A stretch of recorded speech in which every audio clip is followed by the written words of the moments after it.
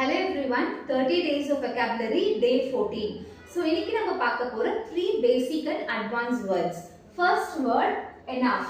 Enoughனா போதும் அப்படின்னு சொல்றதுக்கு நம்ம enough யூஸ் பண்ணுவோம். So, இது நம்ம advanced Englishல என்ன வேர்டா நம்ம சொல்லலாம்?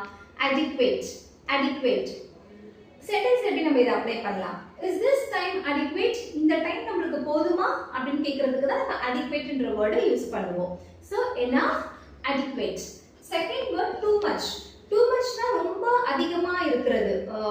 Like more than needed. More than needed na தேவைக்கு அதிகமா இருக்குறத நம்ம too much சொல்லுவோம். இதை எப்படி நம்ம advanced Englishல அப்ளை பண்ணலாம்? Excessive. Excessive. So in sentenceல avoid excessive sugar.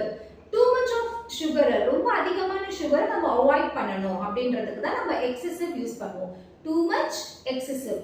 So third word, main.